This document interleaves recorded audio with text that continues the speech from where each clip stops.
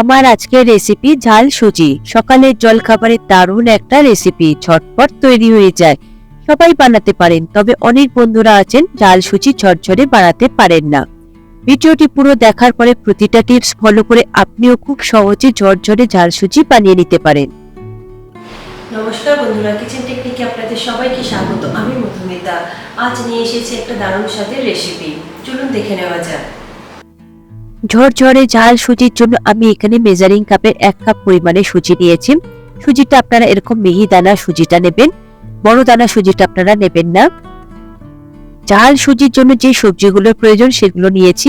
দেখুন, আমি অর্ধেক ক্যাপসিকাম আমি কেটে নিয়েছি, ছোট ছোট করে স্কয়ার শেপে কেটে নিয়েছি।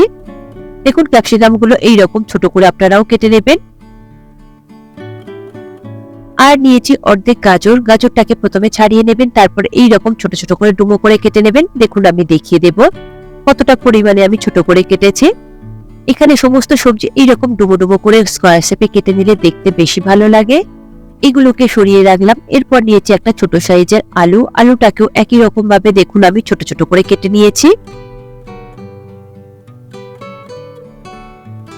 এরপর নিয়েছি একটা টমেটো। টমেটোটাও একই রকম ভাবে ছোট ছোট করে ডুমো ডুমো করে কেটে নিয়েছি। আর টমেটোর মাঝে যে দানার অংশটা রয়েছে ওটাকে আপনারা ফেলে দেবেন। নিয়েছি 3-4টে মতন কাঁচা লঙ্কা। কাঁচা লঙ্কাটাকে আমি ছোট ছোট করে টুকরো করে নিয়েছি। যেহেতু এটা ঝাল সুজি হবে তাই কাঁচা লঙ্কার পরিমাণটা একটু বেশি দেবেন। আর নিয়েছি 1/2 ইঞ্চি মতো আদা। আদাটাকে আমি খুবই ছোট ছোট করে টুকরো করে নিয়েছি। তবে বাটা আদার জায়গায় এখানে কুচিয়ে দেবেন, আদাটা বেশি ভালো লাগে মুখে পড়লে খাবার সময়। আর নিয়েছি অল্প করে একটু কড়াইশুঁটি। নিয়েছি একটা মিডিয়াম সাইজের পেঁয়াজ। পেঁয়াজটাকে আমি খুবই সরু সরু করে কুচিয়ে নিয়েছি। ঝাল সুজির জন্য যে সবজিগুলো আমি ব্যবহার করব সেগুলো আমি সমস্ত রেডি করে নিয়েছি। তবে এর মধ্যে কোনো সবজি আপনারা বাদও দিতে পারেন কিংবা অ্যাডও করতে পারেন। ঝাল সুজি বানানোর জন্য আমি একটা কড়াই নিয়েছি। কড়াইটা হালকা গরম হলে তার মধ্যে আমি সুজিটা দিয়ে দেব। সুজিটা লো ফ্লেমে আপনারা 3 থেকে 4 মিনিট মতো কন্টিনিউ নাড়াচাড়া করে একটু ভেজে নেবেন। সুজিটার কোনো রকম কালার চেঞ্জ করবেন না, সুজিটা এইরকমই সাদা থাকবে। দেখুন, সুজিটা আমি কন্টিনিউ নাড়াচাড়া করে খুব সুন্দর করে একটু ভেজে নিয়েছি। খুব সুন্দর ঝরঝরে হয়ে গিয়েছে। এরপর সুজিটাকে একটা প্লেটের মধ্যে নামিয়ে নেবেন। আর এর থেকে বেশি ভাজবার প্রয়োজন নেই। এরপর ওই কড়াইয়ের মধ্যে দিয়ে দেব 3 চা চামচ সাদা তেল। তেলটা মিডিয়াম ফ্লেমে হালকা গরম হলে তার মধ্যে দিয়ে দেব কাঁচা বাদাম। আমি এখানে চীনা বাদাম অল্প করে একটু নিয়েছি। গ্যাসের ফ্লেমটাকে লোতে করে চীনা বাদামটাকে খুব ভালো করে একটু লাল লাল করে ভেজে নেবেন। দেখুন, চীনা বাদাম আমার ভাজা হয়ে গিয়েছে। এরপর এটাকে আমি তেল থেকে তুলে নিয়ে একটা পাত্রের মধ্যে রেখে দেব। বাদামগুলোকে আপনারা কালো করে ভাজবেন না, কালো হয়ে গেলে বাদামগুলো খাবার সময় কিন্তু মুখে পড়লে তিতো লাগবে। এবার ওই তেলের মধ্যে দিয়ে দেব 1/2 চা চামচ গোটা জিরে। আর দেব কুচিয়ে রাখা পেঁয়াজ। পেঁয়াজ আর জিরেটাকে মিডিয়াম ফ্লেমে খুব ভালো করে একটু লাল লাল করে ভেজে নেব। পেঁয়াজ আমার হালকা লাল করে ভাজা হয়ে গিয়েছে। এর মধ্যে দিয়ে দেব একটা শুকনো লঙ্কা। শুকনো লঙ্কাটাও কয়েক সেকেন্ডের জন্য একটু নাড়াচাড়া করে ভেজে নেব। ভাজা হয়ে গেলে দিয়ে দেব কেটে রাখা আলু। আর দিয়ে দেব কেটে রাখা গাজর। আলু আর গাজরটা যেহেতু শক্ত তাই একটু আগে দিয়ে একটু এটাকে ভেজে নিতে হবে। এই সময় গ্যাসের ফ্লেমটাকে আপনারা লোতে করে দেবেন। আলু আর গাজরটা কয়েক সেকেন্ডের জন্য একটু ভাজা হয়ে গেলে দিয়ে দেব আদা কুচি আর কাঁচা লঙ্কা কুচি। আদা আর কাঁচা লঙ্কাটাও কয়েক সেকেন্ডের জন্য একটু নাড়াচাড়া করে ভেজে নেব। তারপর এর মধ্যে দিয়ে দেব স্বাদ অনুযায়ী নুন। নুনটা দিলে এতে করে আলু আর গাজরটা খুব তাড়াতাড়ি নরম হয়ে যাবে। আর দিয়ে দেব সামান্য একটু হলুদ গুঁড়ো। নুন আর হলুদ দিয়ে খুব ভালো করে নাড়াচাড়া করে একটু মিশিয়ে নেব। আর আলুটাকে বেশ ভালো করে ভেজে নেব। তবে আপনারা চাইলে এই সময় একটু ঢাকা দিয়ে ভেজে নিতে পারেন। গ্যাসের ফ্লেমটাকে লোতে দিয়ে 2 থেকে 3 মিনিট ভাজবার পরে আমি এর মধ্যে দিয়ে দেব কুচিয়ে রাখা ক্যাপসিকাম। আর দিয়ে দেব কড়াইশুঁটি বা মটরশুঁটি। সঙ্গে দিয়ে দেব টমেটো। টমেটোটা যদি আপনারা আগে দিয়ে দিতেন তাহলে টমেটোটা একদমই গলে যেত আর আলুগুলো তখন শক্ত থাকতো। 2 মিনিট সবজিগুলো ভেজে নিয়েছি। এরপর এর মধ্যে দিয়ে দেব 1 চা চামচ চিনি। চিনিটা দেওয়ার পরে খুব ভালো করে একবার মিশিয়ে নেব। চিনি সবজির সাথে মিশে গেলে তারপরে এর মধ্যে দিয়ে দেব ভেজে রাখা সুজি। সুজি দেওয়ার পরে খুব ভালো করে সবজির সাথে আরো একবার 2 থেকে 3 মিনিট মতো ভেজে নেব লো ফ্লেমে। তবে সুজিটা ভাজবার সময় আপনারা কিন্তু গ্যাসের ফ্লেমটাকে হাইতে দেবেন না, তাহলে সুজিগুলো পুড়ে যাবে আর খেতে বাজে লাগবে আর দেখতেও ভালো লাগবে না, কালো কালো লাগবে। দেখুন, সুজিটা আমি সবজির সাথে খুব ভালো করে 2 থেকে 3 মিনিট মতো ভেজে নেব।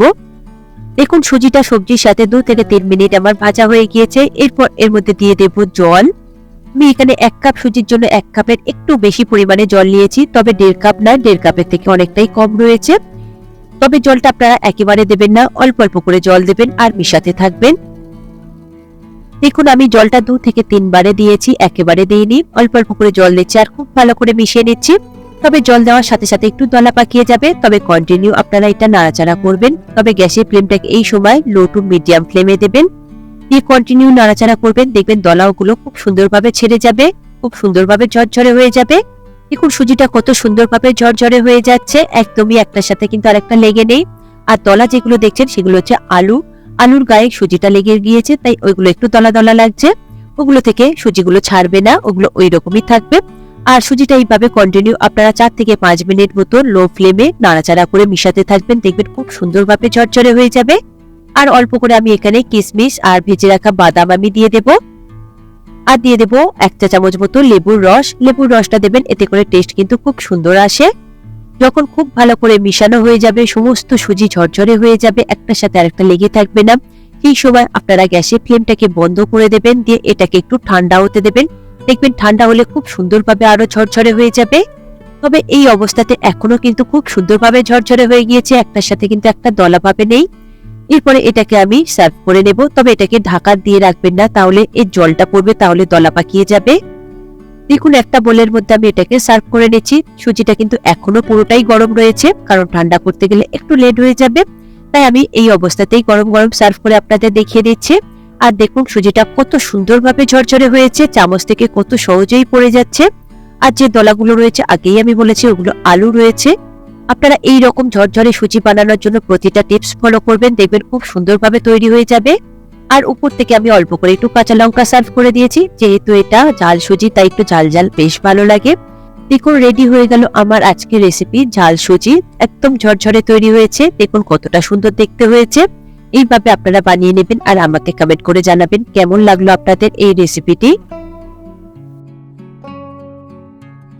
এই রেসিপিটি আপনাদের কেমন লাগলো কমেন্টে অবশ্যই জানাবেন। আর যদি ভালো লেগে থাকে তাহলে লাইক শেয়ার করবার অনুরোধ রইল। সাথে এই রকম সব নিত্য নতুন রেসিপি পাওয়ার জন্য কিচেন টেকনিককে সাবস্ক্রাইব করে রাখবেন। আজ তাহলে এই পর্যন্ত, আবারও দেখা হবে অন্য কোনো রেসিপির সাথে। সবাই ভালো থাকবেন, সুস্থ থাকবেন, আর ভিডিওটি পুরো দেখার জন্য অসংখ্য ধন্যবাদ।